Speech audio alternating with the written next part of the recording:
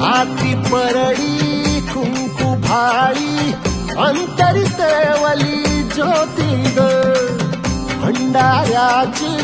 मुठ उधळली पाप जळली कोटी ग सेवेसाठी आलो दुरुनी तूच जीवाचा जीव स्वामी होऊ दे मंगल आई ग हाती परडी कुंकू भाळी अंतरी तेवली ज्योती ग भंडाऱ्याची मुठ उधळली